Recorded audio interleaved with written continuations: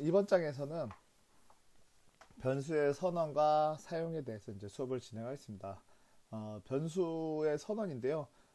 전 시간에서도 우리가 변수를 선언해 봤을 겁니다. 그래서 제가 변수를 선언하면서 우리가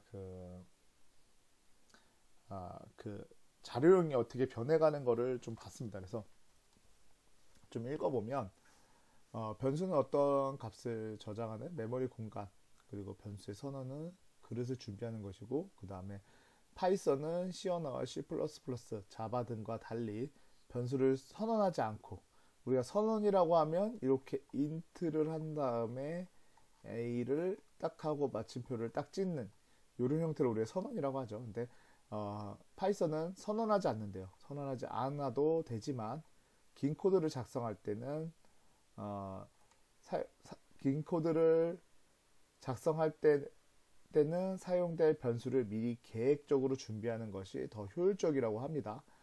효율적이라고 해요. 어쨌든 뭐 그거는 어, 다른 IDE나 이런 데서도 클래스 쓰게 되면은 디폴트로 먼저 쓰라고 권고를 하고 있기 때문에 맞는 말이겠죠. 어쨌든 이렇게 효율적으로 쓰는 건요. 어쨌든 그렇지 않더라도 사용을 할 수 있다. 그래서 이렇게 우리가 변수를 만들어 볼 수 있는데요.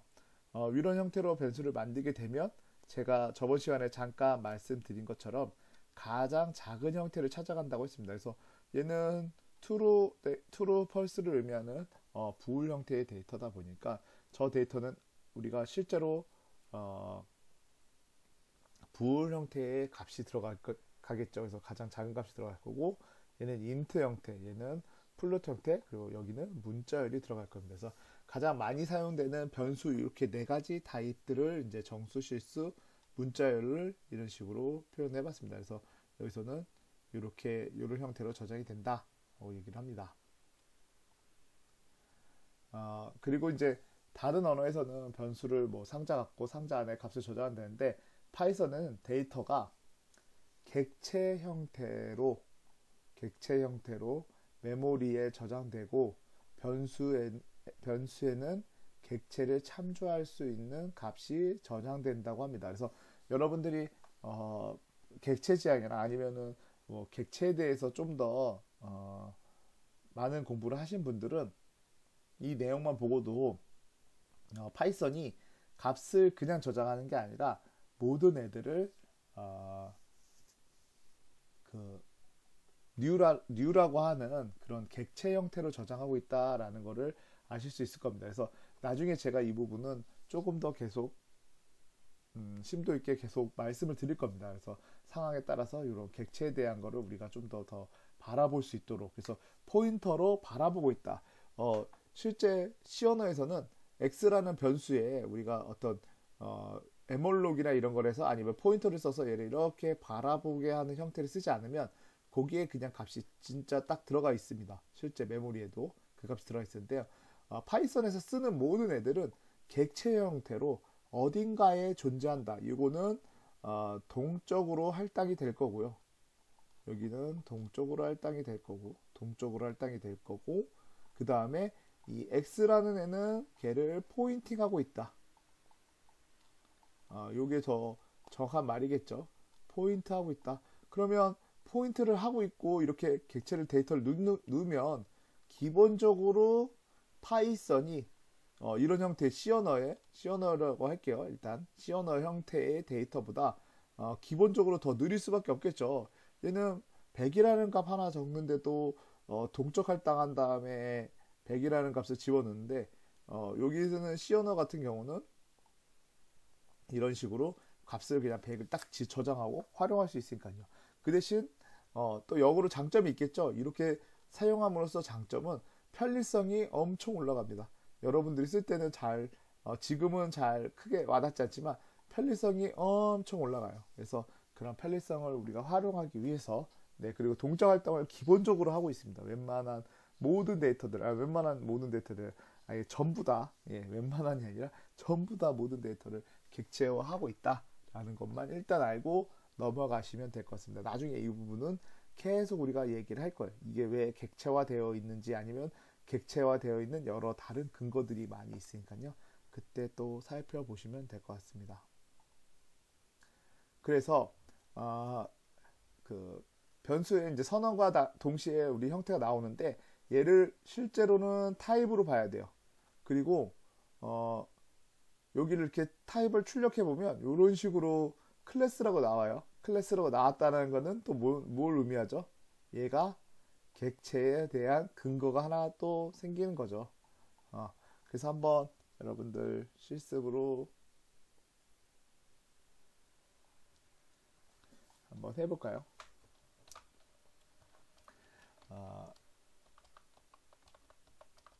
볼 해간 다음에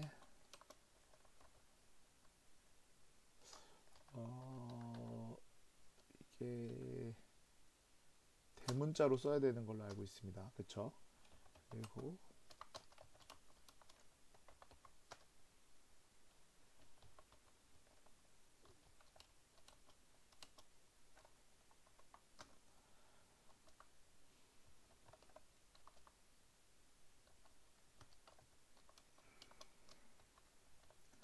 제가 그냥 아무거나 썼는데요.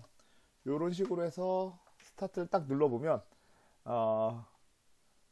베리어블 그 창에는 벌써 우리가 타입을 다 알 수가 있었습니다. 사실은 보지 않더라도 출력하지 않더라도 우리가 베리어블 창으로 알 수 있지만 여러분들이 개발하는 그 환경이 꼭 스파이더가 아닐 수도 있으니까 그럴 때는 또 저런 베리어블 창이 없을 수 있으니까요. 그래서 그때는 타입이나 거를 활용해서 꼭 클라우드에 또 붙어서도 여러분들이 개발할 수도 있잖아요.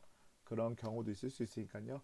요 타입이라는 거 잘 알고 계시면 저 형태의 값이 안 들어가더라도 왜냐면 자료형이 없는 상태로 데이터가 들어가다 보니까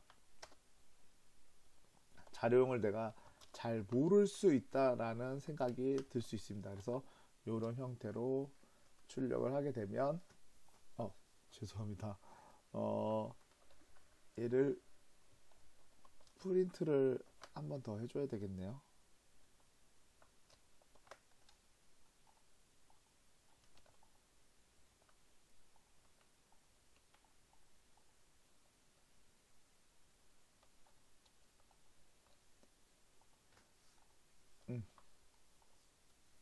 이렇게 출력이 되는 것을 확인할 수 있습니다. 그래서 클래스로 되어 있다. 모든 애들이 다 클래스로 되어 있을 거예요. 왜냐면 우리는 아까 앞에서 설명드렸듯이 파이썬에서는 데이터를 저장할 때는 객체화해서 객체를 했다는 거는 그 모양을 가지고 있는 클래스가 존재하겠죠. 그래서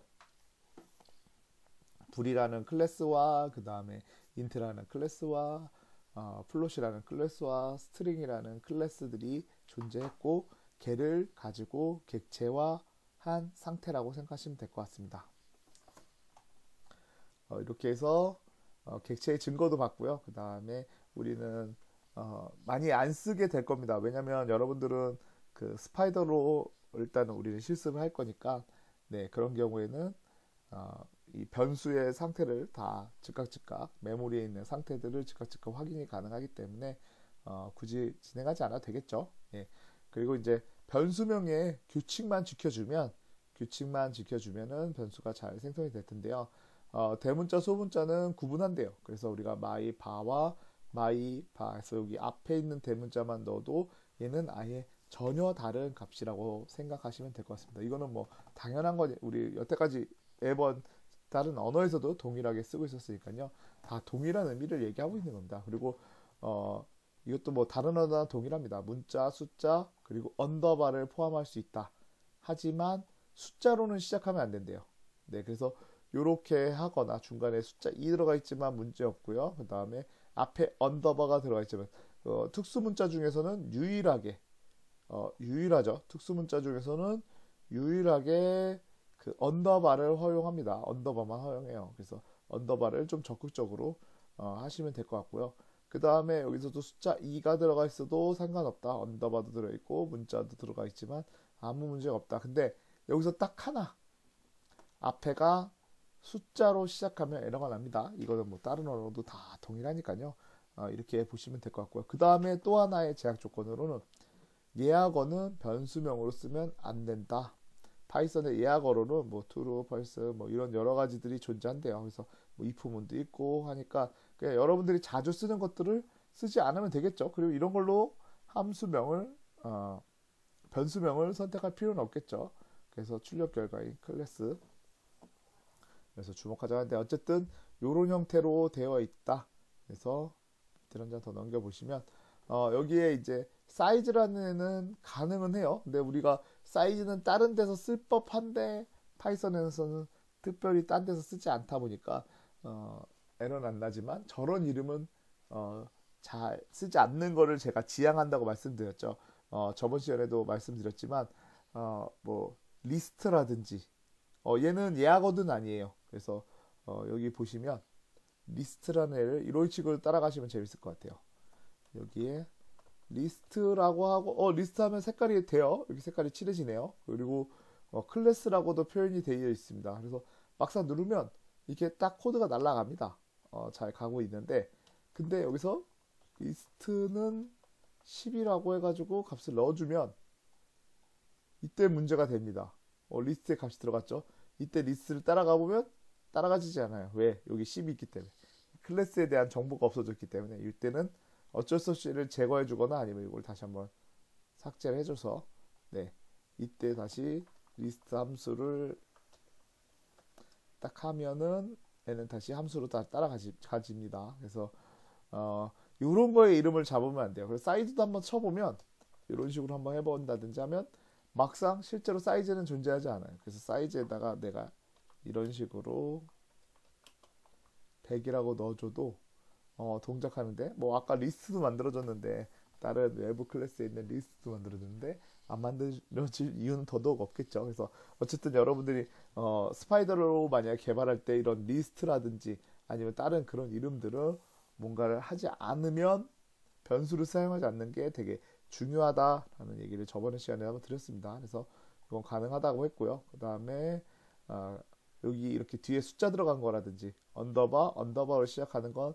전혀 상관없이 가능하다. 근데 앞에 6으로 시작하거나 그리고 특수문자로 띄어쓰기를 썼어요. 그냥 뜬금없이. 그래서 이런 거라든지 그리고 요거는 예약어죠. 클래스는 예약어이기 때문에 변경을 하면 안 됩니다. 예. 그리고 뒤에 또 새로운 특수문자, 언더바가 아닌 특수문자들은 다 배척한다 라고 보시면 될 것 같습니다. 변수의 값을 담으면 대입, 우리가 이제 대입은 아직 대입 연산자 이런 거 배우진 않았지만 우리가 대입을 하면 이런 식으로 이제 대입을 하는 거죠. 대입을 하면 사용이 가능하고요. 변수에 있던 기존 값은 없어지고 새로운 값을 입력한 값으로 변경된대요.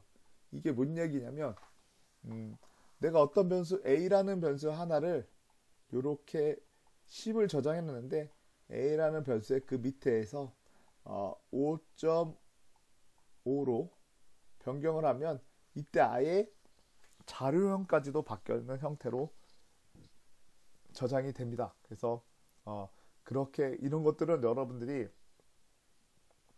쓰시면서 되게 주의를 좀 하셔야 됩니다. 네, 그래서 이런 거 좀 잘 주시하셔야 될 것 같고요. 어쨌든 새로운 값으로 계속 변경된다. 그래서 변수 하나만 명 하나만 가지고도 하려고 하면 코딩을 할 수 있겠지만 저렇게 값이 중간중간 계속 변화되는 애들은 캐치하는데 조금 어려움이 있기 때문에 저런 식으로 한다기보다는 여러분들이 그냥 그 여러 가지 변수명들을 만들어가면서 쓰는 게 좀 더 좋겠죠. 네.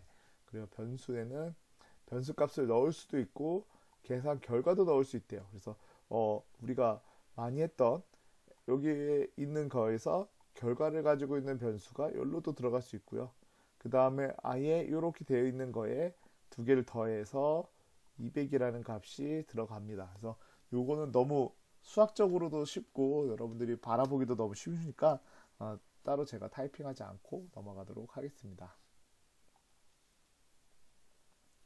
그리고 숫자와 변수를 연산해서도 넣을 수 있다. 그래서 변수와 이렇게 변수와 그 다음에 그냥 이런 거를 우리가 리터럴 상수라고 합니다. 사실은 상수죠. 상수. 숫자 100만 의미하는 상수죠. 숫자 100만 의미하는 상수를 더해서 새로운 변수에도 넣을 수 있다 네, 이런 거는 어, 너무 많이 여러분들이 하셨을 거라 생각하기 때문에 따로 진행하지 않고 넘어가도록 하겠습니다.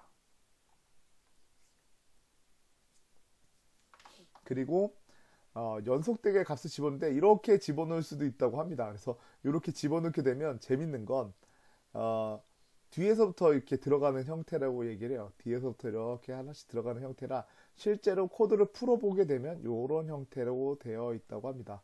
근데 이거를 왜 넣는지와 이런 걸 좀 생각을 해보면 우리가 나중에 여러분들이 기억은 뭐 좀 나실 수도 있겠지만 컴파일 언어라든지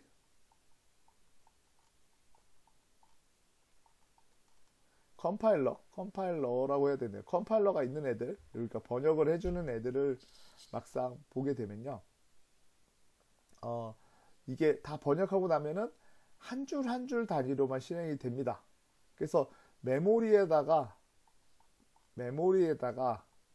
이거 지금 메모리죠. 이거 변수가 하나씩 메모리라고 할게요. 메모리에 값을 집어넣는 건 값을 넣는 방식은 동시에 진행하지 않습니다. 그러니까 뭘까요?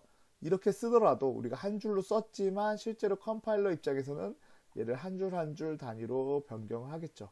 그래서 스텝만으로 동작할 수 있게. 그래서 4개가 저장이 되면 그러면 여기서 뭐가 발생하게 되죠? 이렇게 스텝을 하게 되면 가장 먼저 저장되는 애가 필요하겠죠. 그 첫 번째 타겟이 나랑 가장 옆에 있는 바4가 되고 그 다음에 바3, 바3, 그러니까 바2, 바1 이런 식으로 줄어들면서 값이 저장되는 단계입니다. 물론 중간에는 에러가 따로 발생하지 않으니까 큰 문제는 없겠지만 어쨌든 이런 형태로 되어 있다라고 생각하시면 될 것 같습니다. 이게 또 다 우선순위가 있다. 그래서 여기와 동일한 형태일 거예요.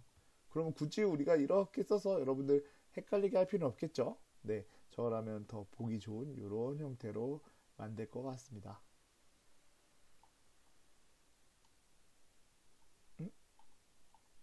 죄송합니다. 뭐 똑같은 아 그리고 이거는 똑같은 줄 알았는데 똑같은 게 아닙니다. 얘는 아까 이제 다른 바2라는 곳에다가 100을 더해서 요 두 개를 완전히 새로운 바1에다 집어넣는데 이번에는 이런 거 같은 그릇 바1의 값에다가 새로운 값을 더해서 다시 이 값을 다시 나한테 집어넣는 이런 형태의 대입 방식도 있습니다. 그래서 요거는 여러분들이 뭐 다 알고 계실 거라고 생각해서 그냥 빠르게 좀 넘어가겠습니다.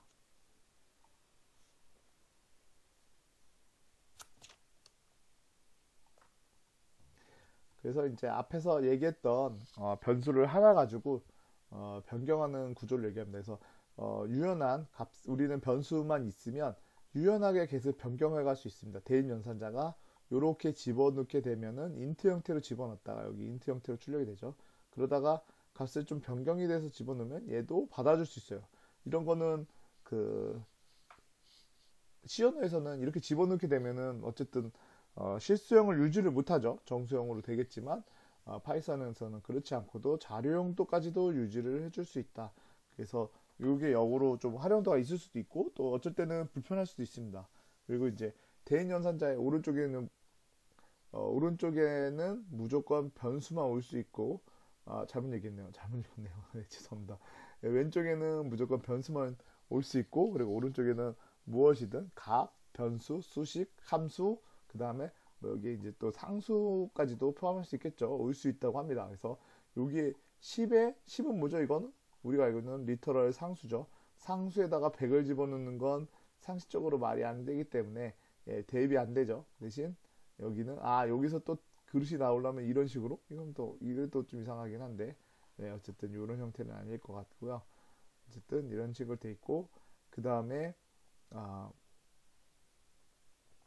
대입이 가능하다 이렇게 어떤 앞에 이제 변수 쓰게 되면 우리가 대입을 할 수 있다라는 거를 이렇게 보여주고 있습니다. 그래서 항상 왼쪽에는 변수가 오는 게 기본적으로 되어 있습니다. 그렇죠? 그리고 난 다음에 어떤 값이든 상관없다. 그래서 좀 여기 이렇게 자료용이 변경되는 것도 한번 테스트 해볼 수 있지만 어쨌든 우리가 쓰고 있는 모든 자료형의 분모는 표준 자료형이라고 되어 있습니다. 표준 자료형을 다 바탕으로 되어 있는데 그 표준 자료형에서 점점 멀어지면 멀어질수록 좀 더 얘네만의 독특한 뭐 그런 게 있겠죠. 그리고 얘네는 멀어진다는 게 밑으로 내려가면 내려가면을 얘기한 겁니다. 네. 그리고 얘네들끼리는 값을 다 이제 변경하면서 넣을 수 있는데 어쨌든 여기 보시면 우리가 지금까지 얘기했던 게 거의 여기 정수나 아니면 부동수소를 많이 얘기했습니다. 그래서 표준 자료형에는 이거 말고도 앞으로 우리가 배워야 될 시퀀스라는 게 있고요. 그 다음에 여기 부호령도 있었네요. 이렇게 부호령도 있었고, 그 다음에 복수소는 우리가 따로 배우진 않을 겁니다. 아마 있는지는 명확하지 않은데, 어쨌든 여기 있는 것들을 우리가 또 나중에 배워야 되는 것 중에 하나가 됩니다.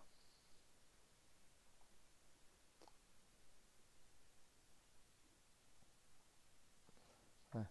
그리고 우리 이제 앞에서 타입으로 벌써 미리 다 우리 테스트 해봤죠. 그래서 그 자료형들을 이렇게 출력할 수 있다라고 하고 있습니다. 이렇게 자료형들을 출력하면서 어떤 자료형이 있는지 확인하는 것들이 한 번 더 들어 있고요. 그 다음에 한 장을 더 넘기면 그 시언어에서는 그 이 메모리 주소가 되게 중요하게 활용이 됐습니다. 메모리 주소가 되게 중요하게 활용이 됐는데 파이썬에서는 메모리 주소가 그렇게 중요하지 않아서 실제로 처음에는 저도 이제 시어는 느낌을 살리기 위해서 저 아이디 같은 거를 많이 확인하고 했었는데 파이썬에 좀 적응하면서부터는 저 아이디는 굳이 볼 필요가 없긴 합니다. 그래서 우리가 알고 있는 여기 있는 데이터들을 좀 보시게 되면 파이썬은 이제 객체라는 증거에 대한 거를 하나 더 표현하고 있는데요.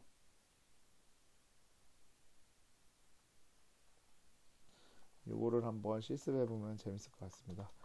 x는 3이라고 했고요. y는 x라고 넣었습니다. 특별히 이상해 보이진 않는데요. id에서 x를 써보고 그 다음에 이것도 그냥 이렇게 쓰면 안 되고 출력을 해야겠죠. 프린트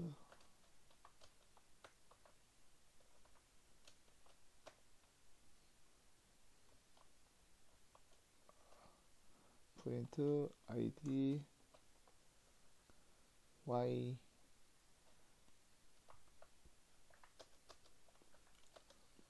그리고 y는 10으로 변경을 하고 난 다음에 출력을 해보면 어떻게 나오는지 한번 봅시다, 여러분들.